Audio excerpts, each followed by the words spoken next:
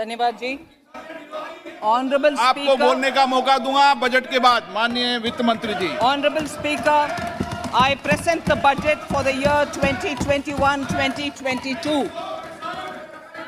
As introduction, Honorable Speaker, the preparation of this budget was undertaken in circumstances like never before. We knew of calamities that have affected a country or a region within a country. But what we have endured with COVID-19 through 2020 is sui generis.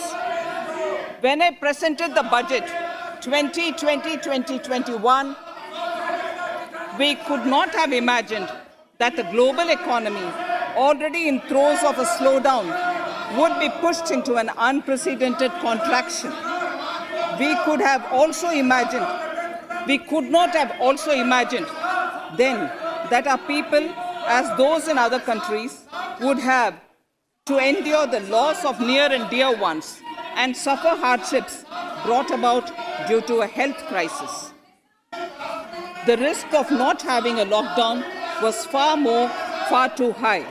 Within 48 hours of declaring a 3-week-long complete lockdown, the Prime Minister announced the Pradhan Mantri Garib Kalyan Yojana, valued at 2.76 lakh crores, that provided free food grain to 800 million people, free cooking gas for 80 million families for months, and cash directly to over 400 million farmers, women, elderly, the poor, and the needy.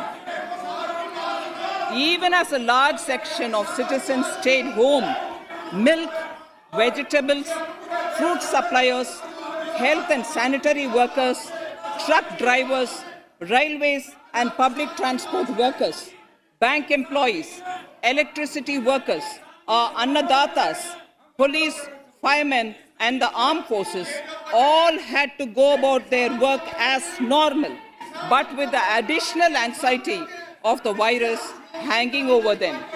We recognize this, and I think I speak on behalf of everybody in this august house when I express my heartfelt gratitude to these men and women for how they were able to carry out their work and duty to provide for the nation's basics over those crucial months.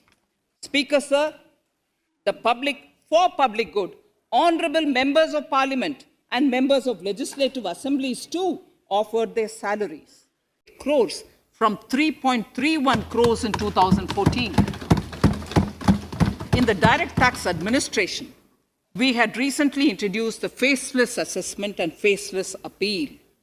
I now seek to take further steps to simplify the tax administration, ease compliance, and reduce litigation. Relief to senior citizens. I begin my direct tax proposals by offering my pranam to our senior citizens. Many of them, despite having foregone several basic necessities of their own, have strived to build our nation.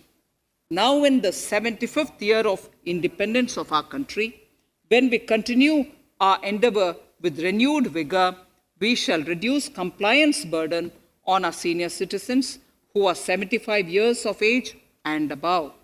For senior citizens who only have pension and interest income, I propose exemption from filing their income tax returns.